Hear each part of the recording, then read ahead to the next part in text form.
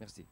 Chaque fois, je suis étonné du génie qui, bien sûr, Jésus est Dieu, mais je veux dire quand même, qui ressort de son approche, de ce qu'il nous dit. En fait, bon, on commence à constater qu'il n'est jamais dit que Jésus ait été malade. Je ne vais pas faire parler les silences de la Bible, évidemment.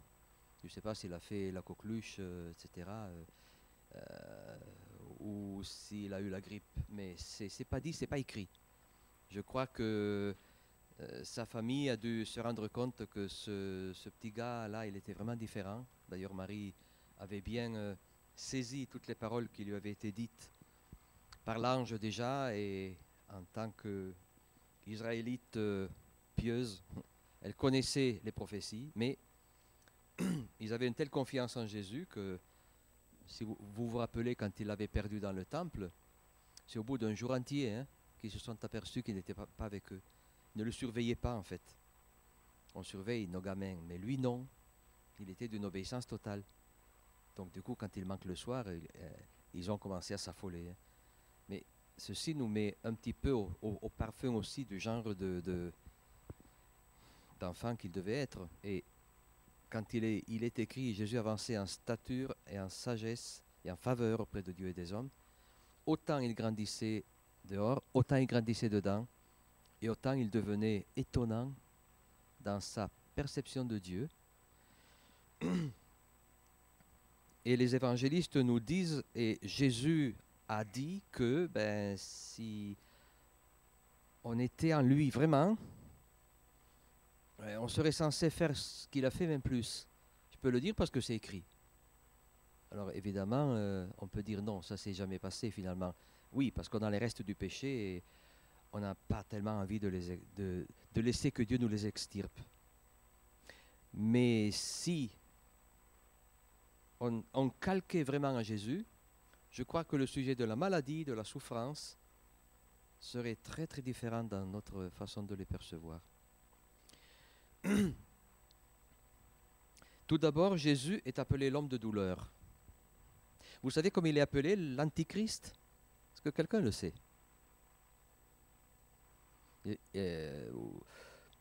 Tantôt faux prophète, tantôt le méchant, tantôt... Oui? C'est l'homme de péché. L'homme de péché, l'Antichrist. L'homme de douleur, le Christ. Donc on comprend déjà que le péché et la souffrance ne sont pas des synonymes. Certains disent que Jésus a porté la souffrance sur la croix et quand il est ressuscité, il a ôté la maladie. Moi je dis oui peut-être, mais comme explique alors pourquoi Paul dit « J'ai laissé Trophime malade à Milet ». Pourquoi les malades que Jésus a guéris, il n'est pas dit qu'ils aient de nouveau été malades, mais de toute façon ils sont morts, ils ne sont pas là. On est bien d'accord, n'est-ce pas? Sinon dites-moi où habite Lazare, je veux le voir, il a 2000 ans le gars. Lazare, mort, ressuscité, il est mort de nouveau. Si donc le but de la croix, de l'œuvre de Christ, c'est de guérir les malades, ben c'est un flop. Parce que des gens torturés, persécutés, ou des gens qui ont vraiment servi Dieu et qui sont morts malades, mais il y en a plein, et ça reste un mystère. Que Dieu veuille, on a demandé au Seigneur que par son esprit nous amène plus loin. Je crois qu'il veut le faire. Qu'on puisse guérir déjà ce soir du besoin de guérir nécessairement. Parce que si on pouvait guérir du besoin de guérir, cette guérison-là, elle est énorme. Dès lors, on est content si on guérit, mais si on ne guérit pas, on fera avec. Est-ce qu'on pose sa foi dans la guérison ou on place sa foi dans le Christ?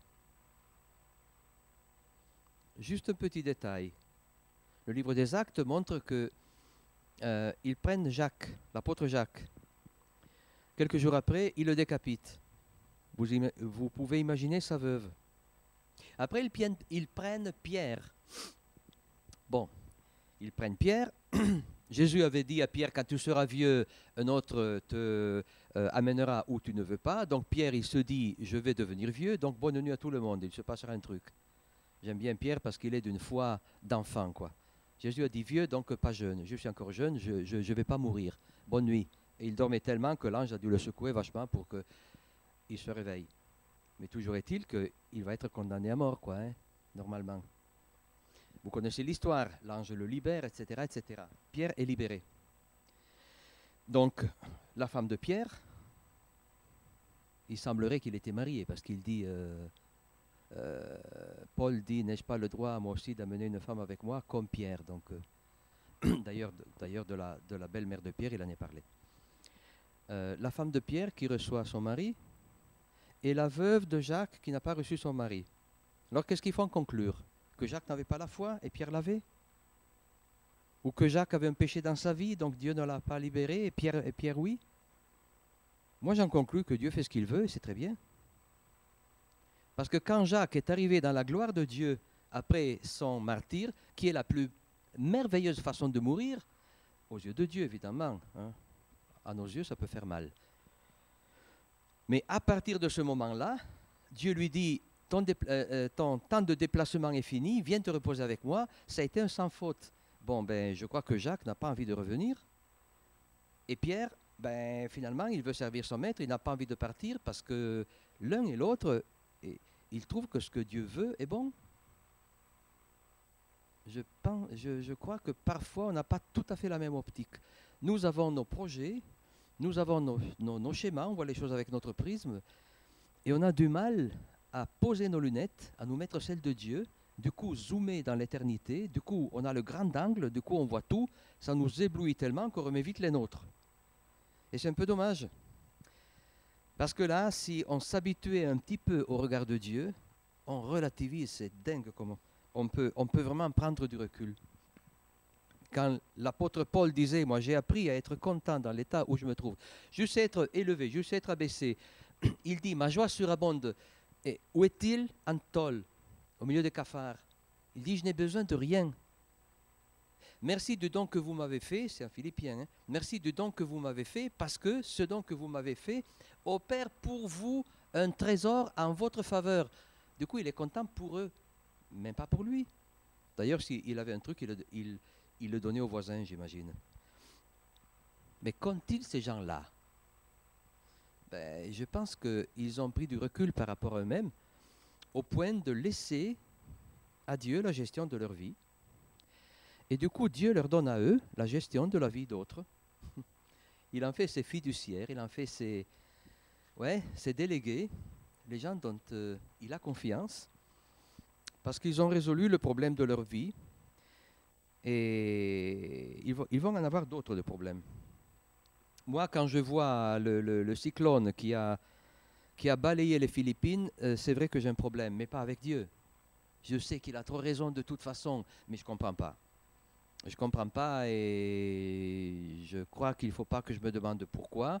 Je devrais me demander comment et me demander si, voilà, si j'en suis sensible, peut-être qu'il faut que j'aille prendre un billet pour les Philippines et aller donner un coup de main avec les équipes. Je ne sais pas. Je pense que cette approche risque d'être un peu plus mûre, un peu meilleure. Le mal est la souffrance est un mystère, je veux dire. Si Jésus lui-même sur la croix a dit mon Dieu, pourquoi tu m'as abandonné? Il n'a pas reçu de réponse. C'est parce qu'il n'y a pas de réponse immédiate qu'on puisse entendre.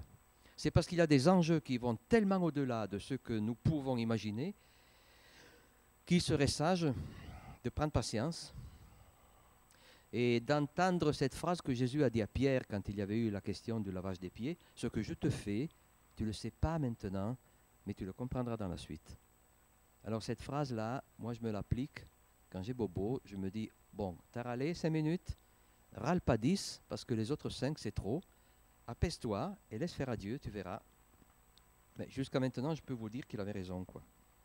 Des fois, je n'ai pas vraiment vu, mais bref. Donc Jésus, il est venu pour souffrir. Il n'a pas été malade. Donc il y a une différence donc, entre le péché, la souffrance, la maladie. À cause du péché, le mal est rentré dans le monde, on est d'accord. Donc la mort, donc la souffrance, donc la maladie. Mais il ne faut pas tout mélanger. Je crois qu'il y a une mécanique Je crois que le péché, c'est la déconnexion d'avec Dieu. On est déconnecté de lui et on est déconnecté. Nous naissons déconnectés. Et quand on passe par une période où, quand on passe par le pas de conversion, quand on dit oui à Jésus, il nous connecte. Justement, c'est l'action du Saint-Esprit, cet esprit qui est, on dirait, sorti quand, à notre chute, il nous le redonne. Et là, il nous réintègre avec lui. Mais par exemple, quelqu'un se convertit à 30 ans. Oui, mais pendant 29 ans, il a vécu, il s'est formé, il s'est construit sous l'emprise de ce que Paul appelle le vieil homme, c'est-à-dire l'homme charnel, ou la femme charnelle, dominé par son prisme et pire par ses instincts. Donc toutes les habitudes sont prises à l'enseigne de l'égocentrisme. Le Saint-Esprit vient t'habiter, il te renseigne de nous... oui, il nous enseigne de nouveau tout, mais les habitudes, elles sont mauvaises. Et on rentre dans un conflit qui est le conflit typique de la vie chrétienne. Je devrais, mais je ne peux pas. Je voudrais, mais je ne veux pas. En fait, oui, mais non. Pourquoi pas, mais ça se discute. Et voilà. Et Dieu dit une chose et on dit oui, mais c'est toujours le oui, mais. Je demandais justement, c'était quel patron, le patron du 8 mai. Il faudra le trouver, quoi.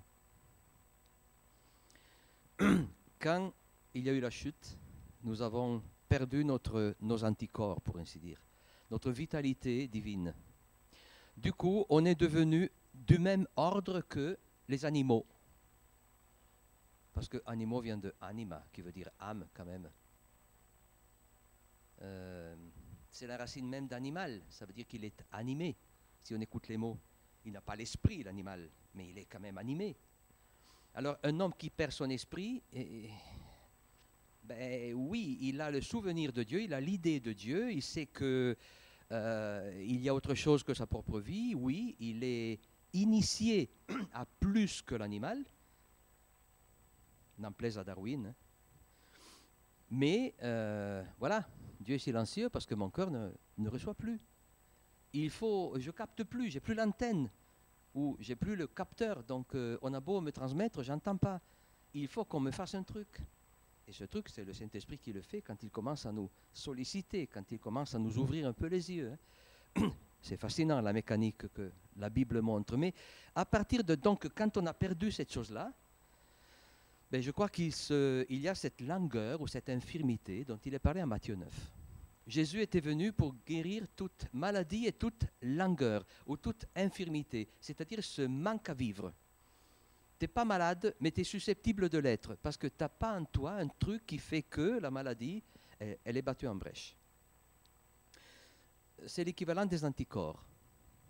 Ce n'est pas la faute des virus si on tombe malade. Pourquoi moi je me la chope et l'autre non? Ben, les mêmes virus nous ont atteint les deux, on se postillonne les uns sur les autres, on partage, n'est-ce pas? Aussi ça. Qu'est-ce que c'est beau de partager. Chacun de nous a une espèce de bulle autour, quoi. Elle est pleine de bébêtes. Mais certains ont des anticorps et d'autres n'en ont pas. Mais les autres, ils se la chopent et les uns non. Donc, en effet, les médecines douces, elles tapent vraiment le clou sur le fait que travaillons en prévention, travaillons les anticorps, développons nos réactions de défense. Voilà. Cette infirmité est déjà un terrain d'action de Dieu. Il guérissait de toute infirmité et de toute maladie. Parce que si on a cette non-fermeté, je ne sais pas quelle est l'étymologie, mais ce serait intéressant d'aller voir, on finit par être malade. Jésus, je pense qu'il n'avait pas ça. C'était un petit gars parfait, un ado parfait, un jeune parfait, un homme parfait. Et il a vécu dans une obéissance parfaite. Et il a permis qu'on le fracasse parfaitement. Et Dieu l'a ressuscité parfaitement. Et il a été parfaitement incompréhensible à quiconque a essayé de le décoder avec sa pauvre cervelle pourrie. Donc, personne ne l'a compris, sauf ceux qui cherchaient vraiment Dieu. Donc, Jésus n'est pas malade. Alors, on est censé ne pas l'être non plus. Je crois que la réponse de Dieu devrait être oui, à condition que tu te concentres non sur la maladie, mais sur le péché et que tu me fasses pleine confiance. Donc, Si je veux que tu sois malade, tu dis OK. Parce que, on en parlait avant, et je le crois, comme dit Saint Paul, toutes choses concourent au bien de ceux qui aiment Dieu. Toutes. Pas seulement les bonnes choses, là c'est facile, mais les mauvaises. Je ne cite qu'un exemple. Au bout d'un certain temps de ministère, Jésus constate la faillite totale de sa prédication. Et en Matthieu chapitre 11, il dit « Chorazin, malheur à toi. Bethsaïda, Capernaum, toi qui as été élevé jusqu'au ciel, tu seras baissé jusque dans le séjour des morts, parce que si les miracles que j'ai faits en toi avaient été faits en Sodome, ils se seraient convertis. » Bon. Personne n'a cru. Et Jésus dira « Jean est venu pour que vous vous lamentiez, pour que vous vous occupiez de vos péchés, parce que le Messie venait, que dalle. Le Messie vient, que dalle. Oh, Jean est venu vous invitant à la repentance, c'est comme quelqu'un qui joue une complainte. Jésus vient et vous dites un mangeur, un buveur, vous avez tellement de recul, vous analysez, vous regardez à distance, mais vous ne vous faites pas impliquer dans la chose, alors que c'est une question de cœur. L'évangile est une question de cœur, je dirais même de tripes. On aime ou on n'aime pas, on est pris ou on n'est pas pris, quoi. Bon. Alors que vous, non, vous avez tellement de recul, eh bien, il assiste, pour ainsi dire, à l'effondrement de son ministère. Que dit-il? En cette heure-là, Jésus dit, Père, je te loue, Seigneur des cieux et de la terre, parce que tu as caché ces choses aux sages et aux intelligents, et c'est aux petits-enfants que tu les as révélés. Oui, Père, car c'est ce que tu as trouvé bon devant toi. Alors moi, franchement, si au bout de tout un effort, j'assiste à l'écroulement de tout ce que j'ai essayé de faire, je ne dis pas oui Père, car c'est ce que tu as trouvé bon devant toi. Je dis Seigneur, bon, tu ne m'as pas béni, tu n'as pas voulu, où est le problème? Peut-être qu'il me dit, mais Eric, il n'y en a pas. Pourquoi t'en vois un? Tu as été fidèle. Oui, je te demande rien d'autre. C'est mon problème de faire réussir les choses. Et si je veux que tout s'effondre, de quoi je me mêle? Moi, je crois qu'on manque beaucoup de confiance. On n'est pas habitué. Moi, je crois qu'on a du mal à penser que Dieu a quand même des millions de milliards d'années d'expérience.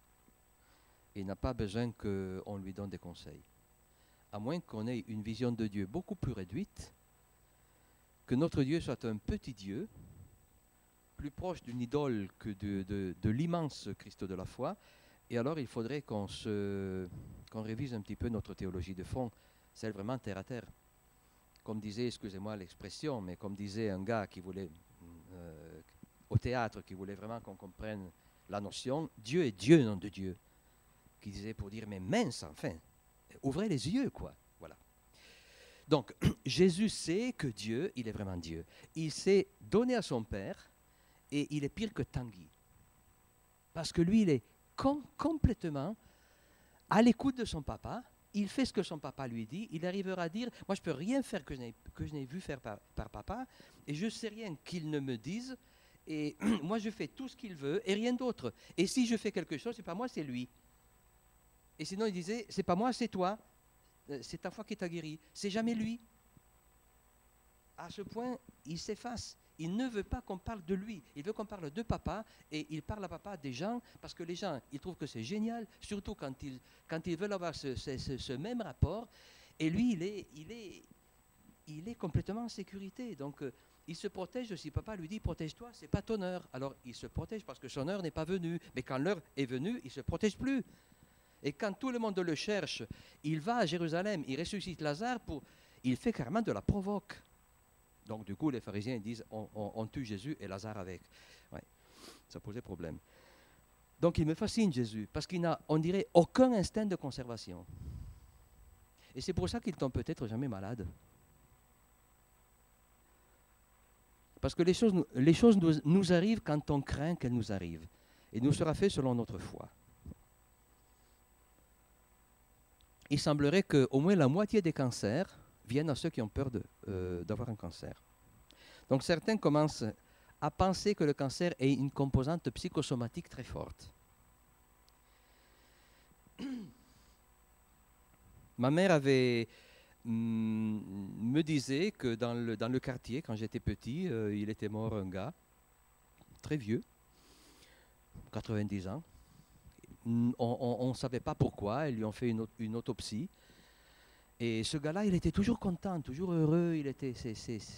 Il l'appelait cuor contento. Le gars a toujours. Hein.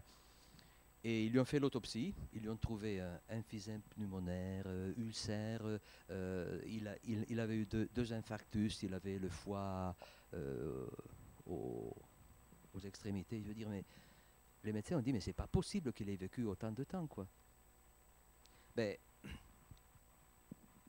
l'idée de ma mère était que il était tellement heureux, je ne sais pas s'il était croyant, s'il était chrétien, j'aime penser que oui, parce que sinon comment pouvait-il? Il était tellement heureux que finalement, mais, il était malade, mais on dirait qu'il ne s'en était même pas très aperçu, quoi, hein. Il faisait avec. D'ailleurs, ma mère a toujours été malade.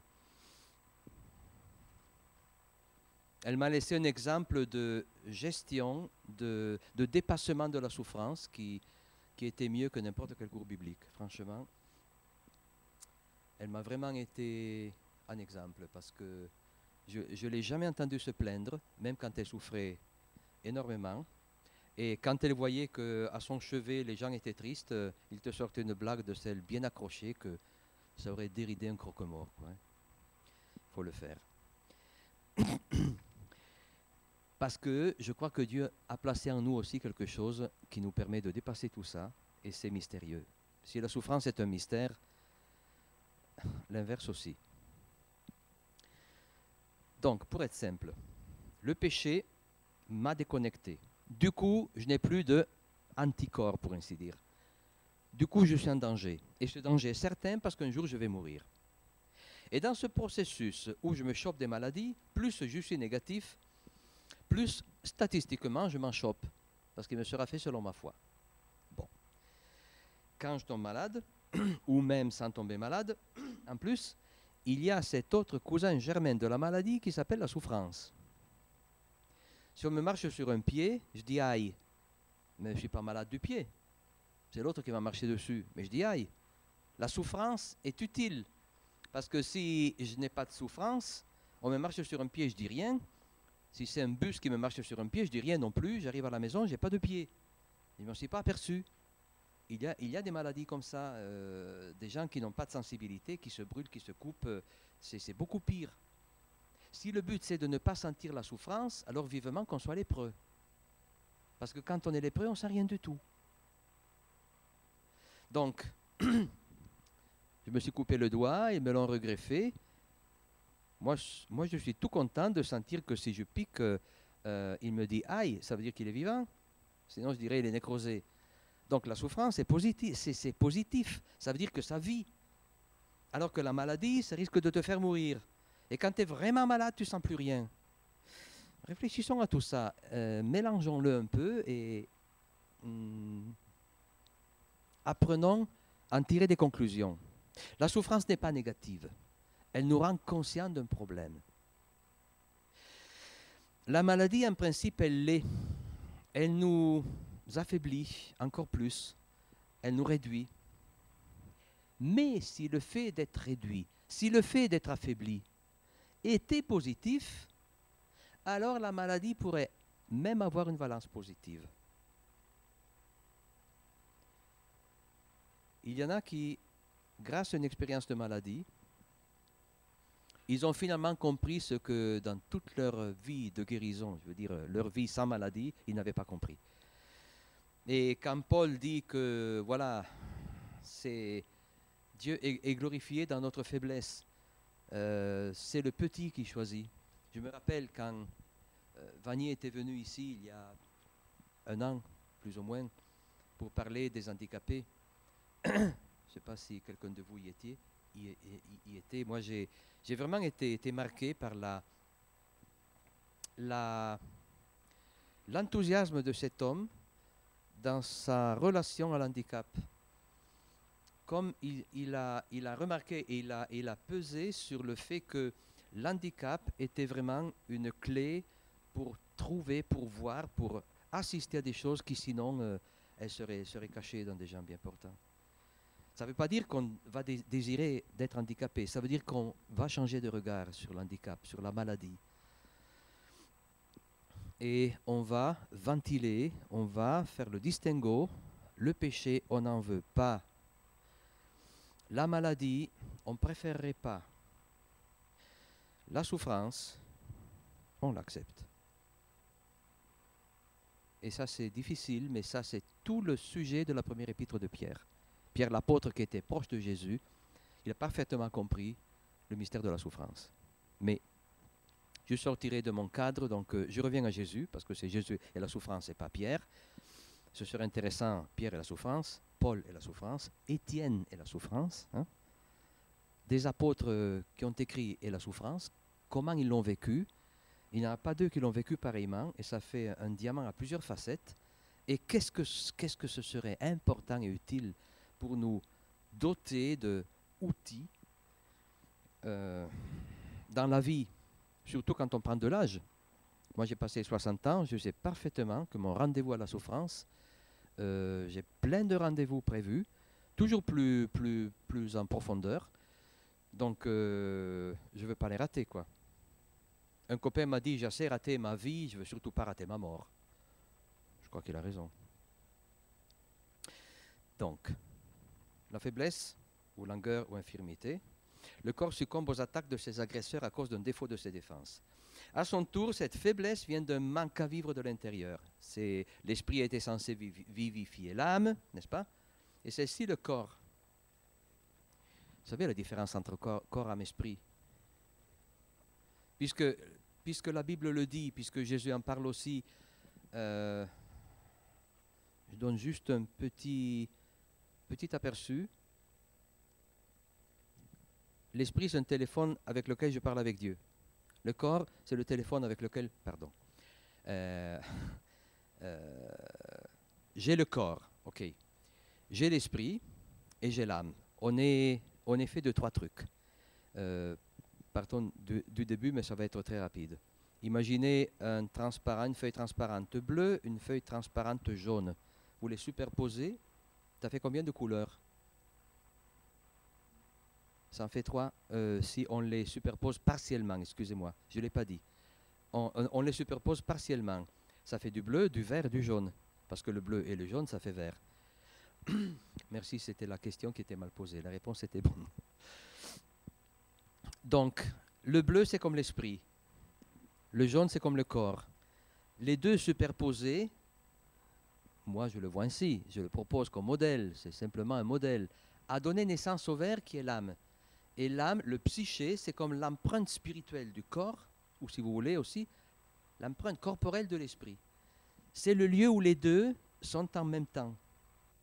Donc, au niveau de mon âme, je réfléchis sur moi-même, et sur le corps, et sur Dieu.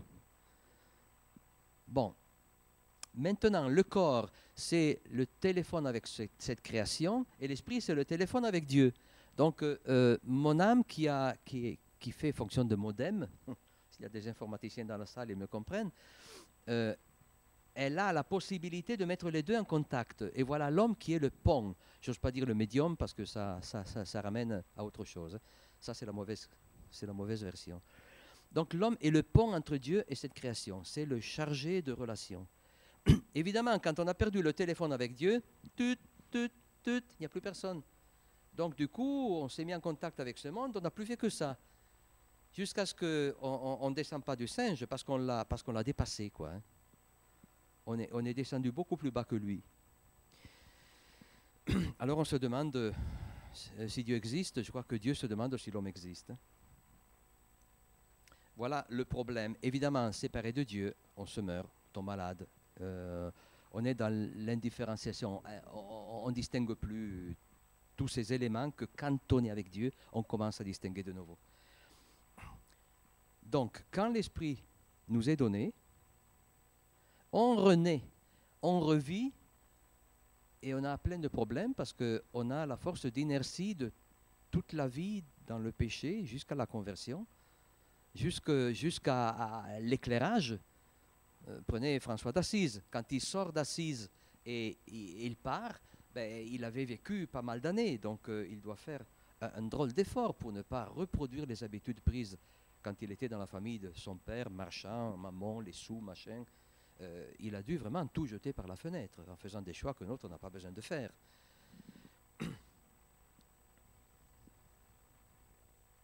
Donc ceci pour vous donner quelques outils de réflexion. La mécanique de la maladie. Jésus a souffert parce qu'il a été conscient plus que nous tous du problème qui était là. C'est comme celui qui est sensible au feu et qui retire la main. La souffrance, c'est un message. La souffrance nous dit qu'il y a un problème. Et en réalité, il y a un problème. Et celui qui ne souffre pas, c'est celui qui est dans son nirvana. C'est celui qui s'est shooté à des trucs qui ne servent à rien, qui est dans sa bulle.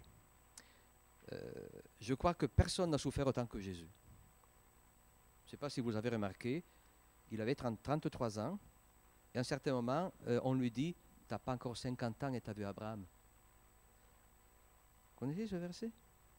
Quand Jésus dit, avant qu'Abraham soit, fut, je suis, on lui répond, tu n'as pas encore 50 ans et tu as vu Abraham. Je voudrais dire à ces gens-là, mais il n'a pas 50 ans, il en a 33. Hein. Je crois qu'il avait vieilli avant l'âge. Exposé à un tel conflit, à une telle contradiction constante, une telle solitude de celui qui a parfaitement compris les tenants et les aboutissants du monde entier, de l'histoire, conscient de sa mission, conscient de qui il est, personne ne le comprend. Ses disciples, ils patinent, les autres, n'en parlons pas. Je crois que ce n'est pas facile à vivre. Jésus a souffert, mais pourquoi l'a-t-il fait? Ben pour nous. Parce qu'il y avait un enjeu qu'il estimait plus fort que la souffrance. Donc Jésus, comment se place-t-il vis-à-vis des gens? Les voilà, ces gens qui sont comme des brebis sans berger. C'est un troupeau errant. Et il est dit qu'il avait compassion parce qu'il ne savait pas qu'est-ce qu'il devait chercher, ni où, ni chez qui. Et du coup, il commence à chasser les démons. Est-ce qu'il y a qui croient que les démons n'existent pas? Je ne vais pas les convaincre qu'ils existent, je leur dis juste que moi je propose de lire la Bible littéralement et d'accepter ce que les évangélistes disent littéralement aussi, parce que je crois qu'en plus l'Église catholique a travaillé des siècles et des siècles là-dessus, hein, au niveau de l'exorcisme et tout. Les démons, ça existe, hélas. Les mauvais esprits. Et la maladie, ça existe. Et des fois, c'est difficile de savoir qui vient de quoi. Vous voyez un épileptique, est-ce démoniaque, est-ce physique, est-ce dans le cerveau, a-t-il pris un coup, est-ce un choc psychologique? Des fois, c'est hyper difficile à comprendre. Jésus, il ne s'embarrasse pas trop, il les guérit, il les renvoie à la maison différents. Et ne guérissez pas comme les guérisseurs, parce que les guérisseurs, ils guérissent partiellement, un peu à la fois, et après ça revient pire qu'avant, souvent. Satan aussi guérit, mais il te demande toujours une addition, pas possible. Tu es toujours perdant. Jésus, il ne guérissait pas à moitié en disant, après tu te fais 2 tisanes, et dans 6 mois c'est passé, quoi. C'était tout de suite, c'était complètement, et c'était sans retour. La guérison divine, elle est vraiment spectaculaire. Et tout le monde se rend compte qu'il se passe quelque chose qu'on n'avait jamais vu. Pourquoi Jésus guérit-il? Mais parce que les prophètes disaient que quand le roi serait venu, le boiteux aurait marché, l'aveugle aurait vu, le sourd aurait entendu. Et Jésus renchérit la dose en disant « et le mort serait ressuscité ». Et il dit aux disciples de Jean, allez lui dire puisqu'il a des doutes. Parce que les prophètes disaient que quand le roi sera là, la maladie s'en ira. Parce que la présence du roi au milieu de son peuple fait que la création s'y soumet. C'est une action mystérieuse, carrément divine. Ils ont crucifié le roi. Nous avons crucifié le roi. Parce qu'il y avait tous là. Il y avait les Juifs, bien sûr, mais il y avait les Romains aussi. Il y avait Ponce Pilate aussi qui s'en lave les mains. Hérode aussi qui méprise. La foule aussi qui hurle crucifie-le, crucifie-le. Voilà.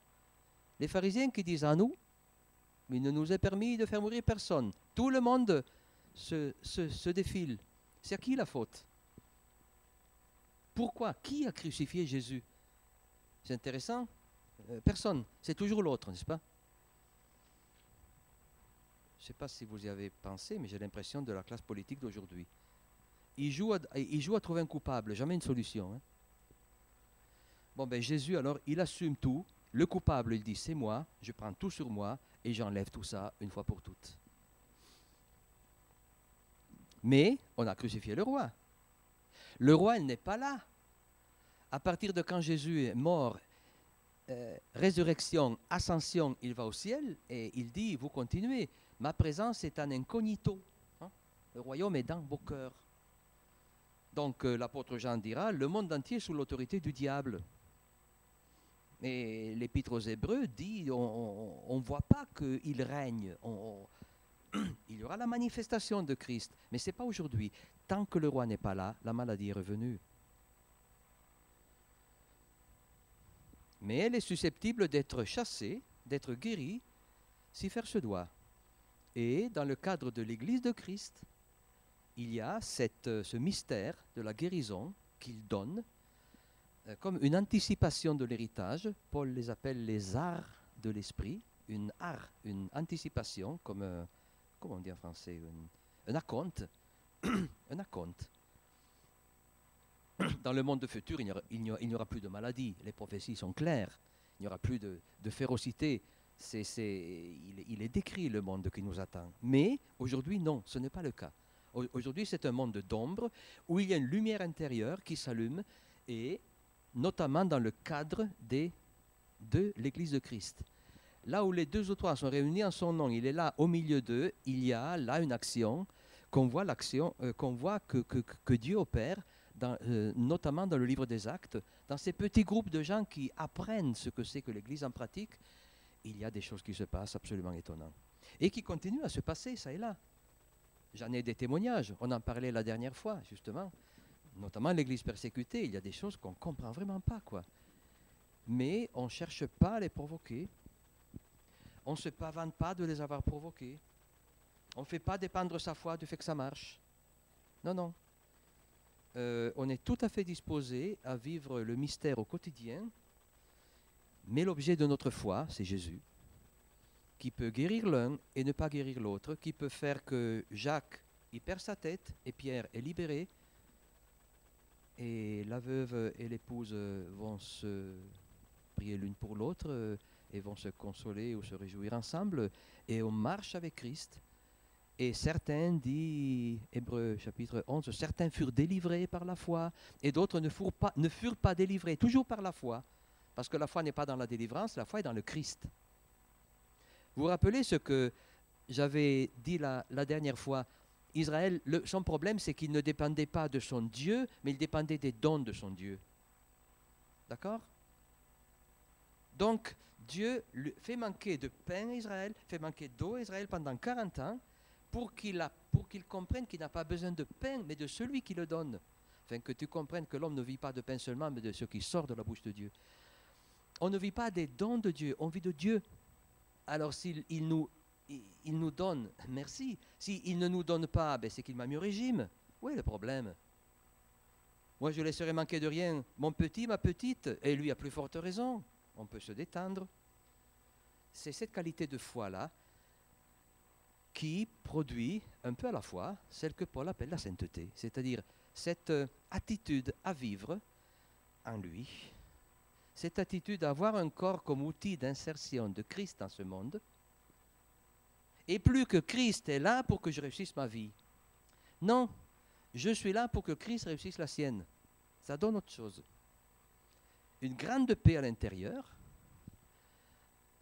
le fait d'avoir exorcisé la mort, mais radical, le fait qu'il faut, bien sûr, il faut le retrouver chaque jour, une relation avec lui qui devient essentielle, parce que sinon ça ne marche pas, quoi. Mais vraiment intime, une relation de complicité, une relation d'abandon, une relation d'enthousiasme, de curiosité, voilà, tout ça. Et là, je crois qu'on est guéri du besoin de guérir. Si on guérit, c'est bien. Si on ne guérit pas, on fera avec. On ne se pose plus la question de pourquoi, de qui. On se pose juste la question de comment. Comment faire à vivre avec ça. Vanier avait compris des tas de trucs et beaucoup d'autres avec lui. Et moi, j'aimerais aussi avancer dans ce domaine parce que je crois que Jésus nous a vraiment donné un exemple.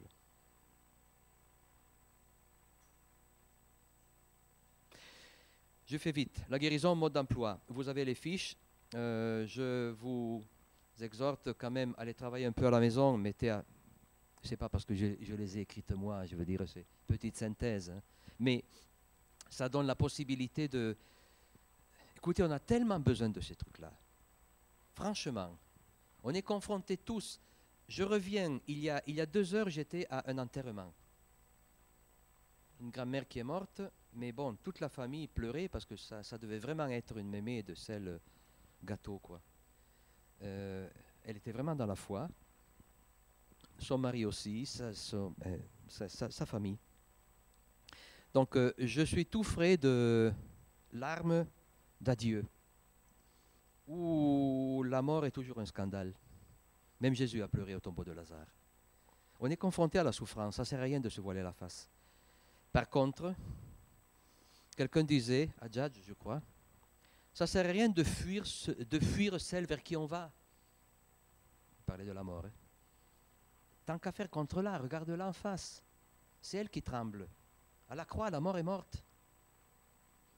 Quiconque croit en moi ne mourra point. Et qui vit et croit, qui croit en moi vivra, a dit Jésus. Et celui qui vit et croit en moi ne mourra pas. Crois-tu cela? Crois-tu cela? Demande Jésus à Marthe. Est-ce que c'est seulement une parole de Jésus ou bien c'est tac, je l'ai saisi, quoi. Je crois vraiment. La mort est morte à la croix, c'est bon. Si je meurs, je m'endors et je passe avec toi parce que tu m'as payé. Tu m'as racheté, tu m'as ôté du marché, ça veut dire ça, racheter. Hein. Tu m'as enlevé, je ne suis plus en vente. Ah, qu'est-ce que ça fait du bien. Bon, le reste de sa vie, on va faire avec. Mais avec toi, hein, pas avec la vie, avec toi. Donc, face à la maladie, Jésus a compassion. Il veut nous amener à ce point-là. Alors, la première amorce, c'est qu'il nous guérit. Il répond aux prières des incrédules et des athées, parce qu'il arrive aux athées de prier. Hein. Ah oui, oui, oui, oui. Quand on est dans l'avion, et l'avion a 3 moteurs sur 4 qui sont partis en feu, il pique du nez, ben vous voyez plein d'athées qui commencent à dire « Dieu !» Tiens, Dieu, hein, vous connaissez? Ah, vous vous en rappelez là. Là, on flippe grave. Donc Dieu, hein, c'est la roue de secours. Donc, quand un athée prie, très souvent Dieu répond, beaucoup plus qu'à moi. Des fois, je râle. Je dis, mais attends, je crois qu'il me dit, Méric, j'ai plus besoin de gagner des points avec toi, non, j'espère. Mais avec lui, oui. T'attires pas les mouches avec du vinaigre. Donc, lui, il a prié la première fois de sa vie, bien sûr que je lui réponds, sinon comment peut-il savoir que j'existe? Donc, ne soyons pas jaloux si Dieu... Et si Dieu répond aux prières des incrédules. Et d'ailleurs, mais disons-leur à nos copains qui pensent qu'on descend du singe, mais prie, mais essaye, bon sang, essaye, tu verras. Et s'il te répond, sois un tantinet honnête quand même. Hein. Ne viens pas me sortir encore une fois le coup du hasard. Hein. Parce que Lazare fait bien les choses.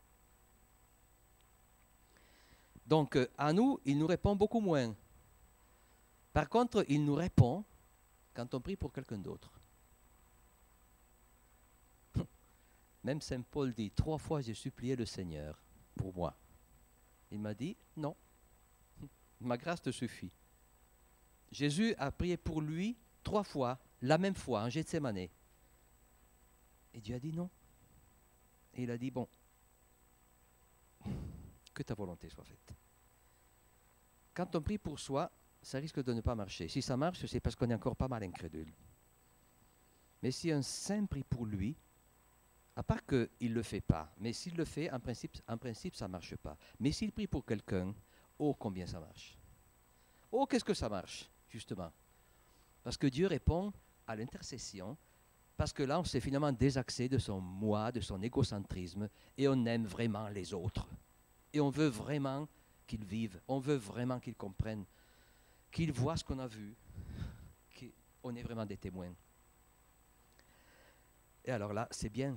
Jésus leur dit alors, tu as du pain, tu vois quelqu'un qui a faim, donne-lui à manger. Donne-lui à boire.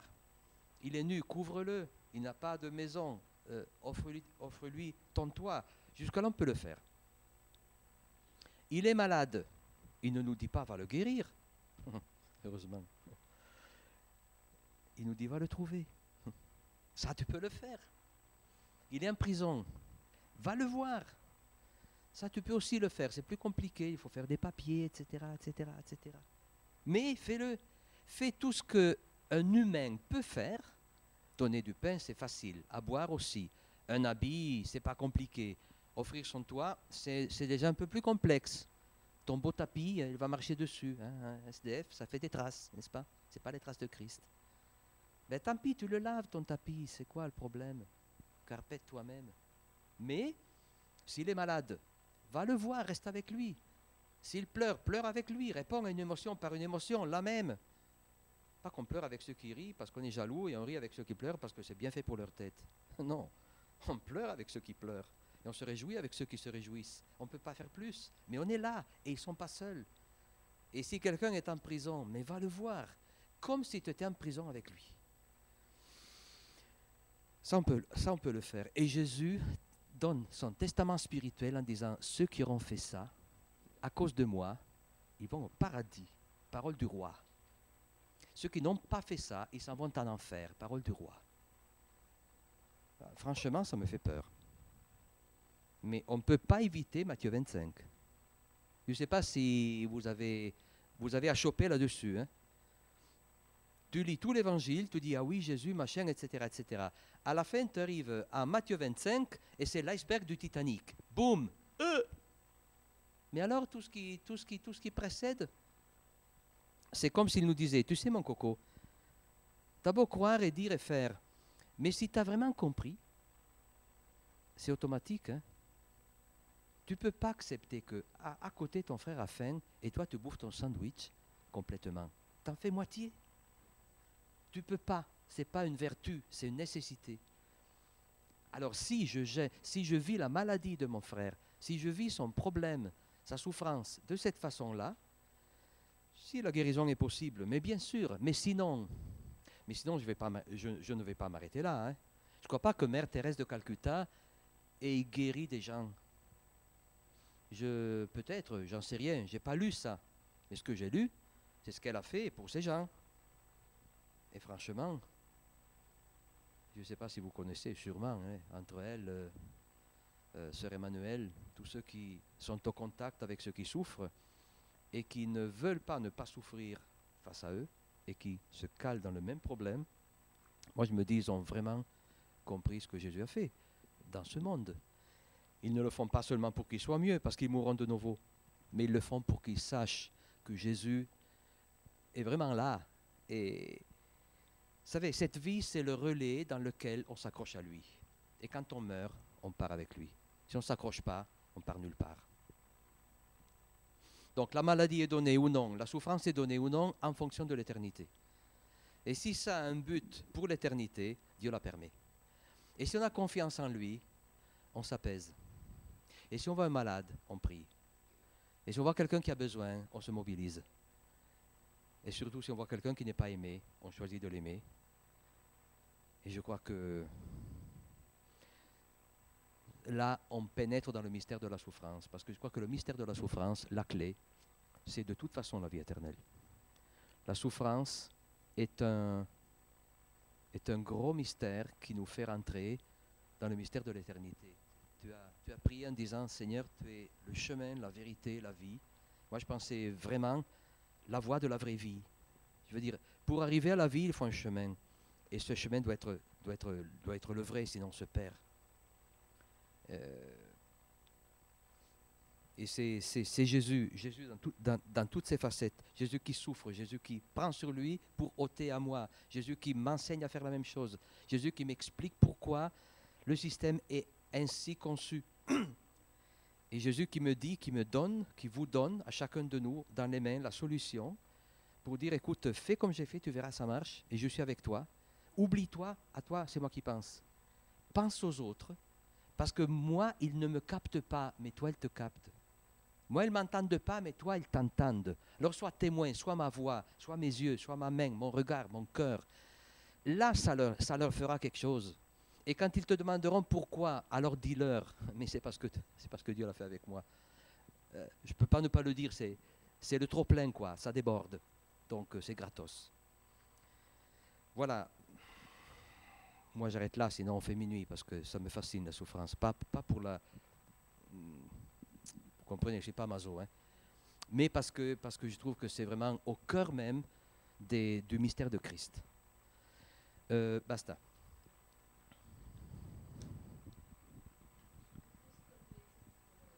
Soirée. Merci. Mettre un petit groupe de partage de 3, je crois. Je sais pas si c'est 3, 4.